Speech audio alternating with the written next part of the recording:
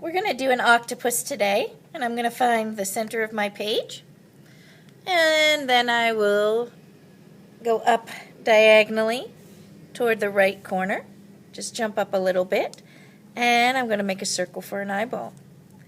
I'm going to stick my pupil, color it in, and then I'm going to do a double line around that just to add extra detail to my eye.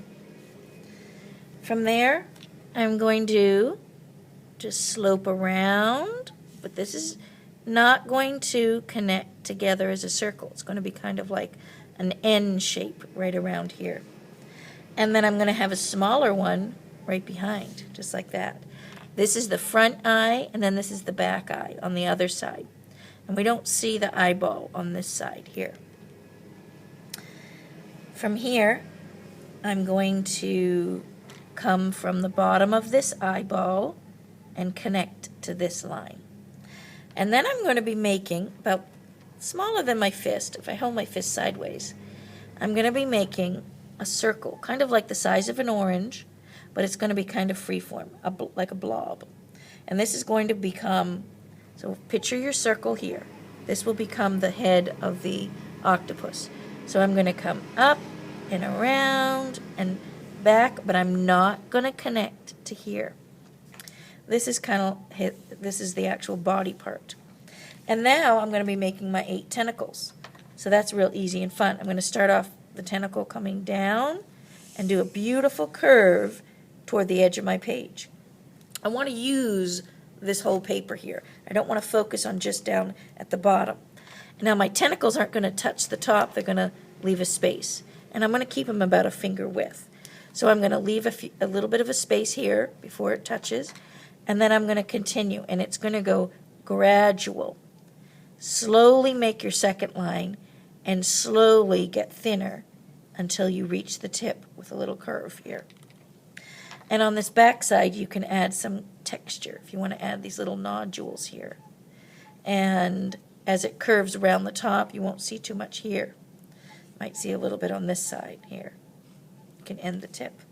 And we're going to do 8 of those legs. So I'm going to do one just like I did that way. Now there'll be another one coming on the back. And anything that's back and farther away, it's going to get thinner. So like I said, I'm using my paper.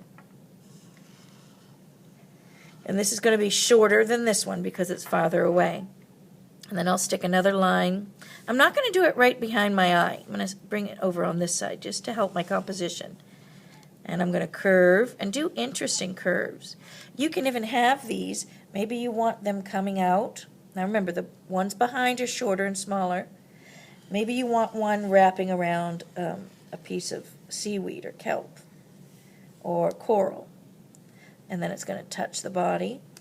And we're going to do 8. So I've got 4 here, and then I'm going to do 4 more down here. And I'm going to curve it around.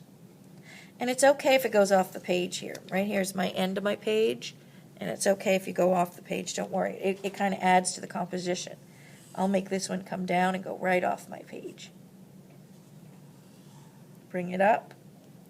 And then this one I'm going to connect right to the head. And then I'm going to bring another one around here. And like I said, you can make yours curve any way you want. If you want them wrapping and twisting, you can. And just make it an interesting shape. And then putting in some of these little suction cups at the bottom. Some of them show the suction. It depends on how the leg is. And then sometimes you see the suction on just the edges here. So putting a little bit of that in. And then a little bit on here and here. And then you can decorate it any way you want, depending on how you want. And I'm going to put some texture lines in here. Just random kind of, it's kind of like a U or an N, upside down U or an N shape, but kind of wiggling it. And I'm not going to put lots and lots. Same thing with these suction cups. I'm not going to put a lot and lot. And there you have your octopus.